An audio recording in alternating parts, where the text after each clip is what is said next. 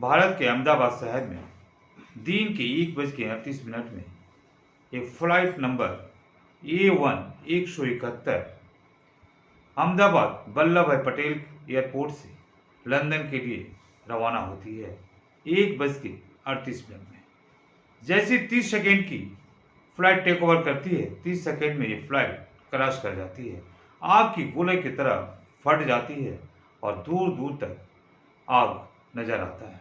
इसकी खबर जैसे ही हमारे देश और विदेशों तक फैलती है, मानो आग के गोले की तरह न्यूज़ भी फैलने लगती है। यकीनन जब ये न्यूज़ आप तक पहुंचेगी तो आप भी सुनकर आश्चर्यचकित महसूस करेंगे। जी हाँ दोस्तों, नमस्कार, मैं संतोष प्रसाद।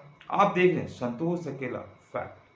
दोस्तों, आज की जो घटना है बड़ा दुखनीय है और ये समस्या बहुत ही ज़्यादा अफसोसजनक और चिंताजनक खबर है।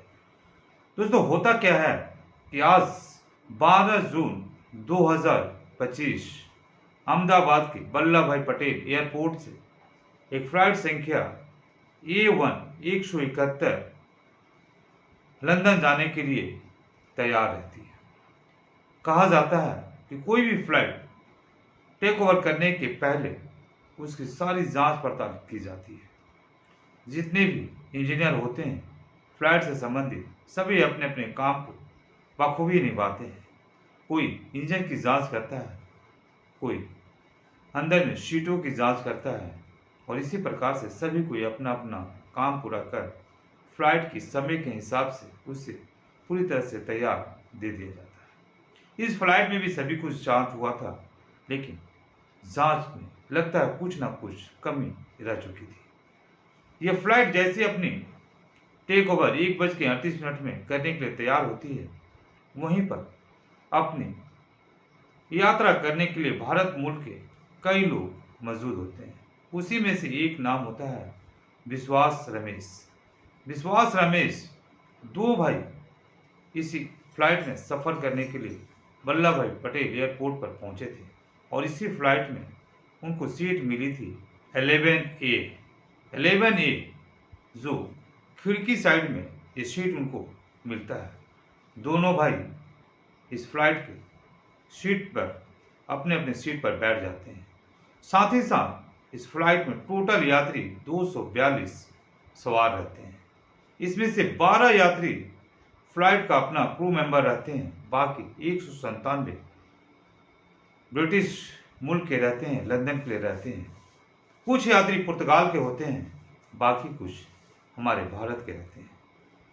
इसी फ्लाइट पर हमारे देश के अहमदाबाद के पूर्व उप मुख्यमंत्री विजय रूपानी साहब भी सवार होकर अपनी बेटी और अपनी पत्नी से मिलने के लिए लंदन के लिए रवाना हो रहे थे और ये फ्लाइट अपने समय अनुसार 1:38 पर टेक ओवर के लिए जैसे आगे बढ़ती है, 425 फीट ऊंचाई पर ये पहुंचती है।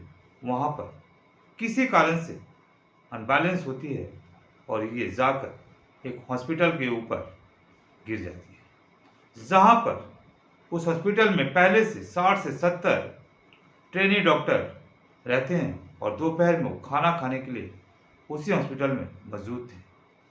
कहा जाता है, इसमें जो रिपोर्ट आई है उसमें से 60 से 70 डॉक्टर में से कई डॉक्टर की निधन हो चुकी है और कई इंजरी हैं, जिनके उपचार वहाँ के नज़दीकी हॉस्पिटल में चल रहा है। इस फ्लाइट की जांच पड़ताल के लिए आदेश दे दिया गया है। वहीं पर टाटा ग्रुप की सोसाइटी ने मृतक को 1 करोड़ की मुआवजा देने की बात की है। हमारी एयर इंडिया का यह फ्लाइट बहुत ज़्यादा पुराना हो चुका था, जिसे उड़ाने की अनुमति भी बीच में बंद कर दी गई थी, लेकिन सरकार की अनुमति से फिर इसे चालू की गई। फ्लाइट संख्या A1-171 जो कम से कम 11 वर्ष से ज़्यादा की पुरानी थी, इसकी देखभाल मरम्मत उतनी अच्छी से नहीं की गई होगी, जिसके कारण ये क्रैश कर गई। इसके जो पायलट थे काफ़ी अनुभवी थे और इसमें जो भी पायलट 2 पायलट थे, दोनों ही 8000 घंटे की ऊपर की चलाने की इनकी रिकॉर्ड पहले से मौजूद रहती है। लेकिन इस फ्लाइट में ही कुछ न कुछ कमी होने के कारण ये फ्लाइट टेक ओवर करने के मात्र 38 सेकेंड के अंदर में ही क्रैश कर जाती है, फट जाती है।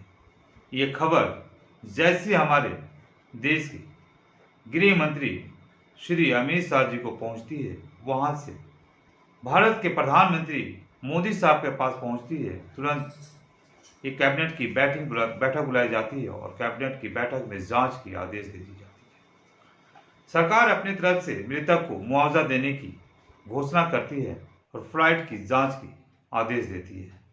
चूंकि यह घटना दिन के समय हुआ था, करीब करीब 1:45 बजे, इसलिए कई ऐसे इंजरी पेशेंट हॉस्पिटल में भर्ती कराया है जहां पर उनकी बॉडी ही नसीब हो रही है।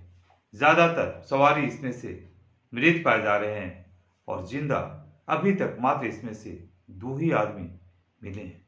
एक विश्वास रमेश एक ब्रिटिश मुल्क के व्यक्ति हैं, जिससे काफी पूछताछ की जा रही है और इस फ्लाइट के बारे में जानकारी दी जा रही है।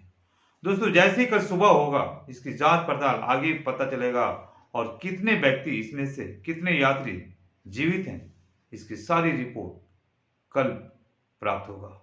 हम सभी की ऊपर वाले से यही विनती है कि ज्यादा से ज्यादा यात्री जीवित बचें और जो भी जीवित बचे हैं उनकी उपचार हमारी सरकार के द्वारा सही सुरक्षित की जाए। नमस्कार, फिर मिलते हैं कल अगले वीडियो में। जय हिंद, जय भारत।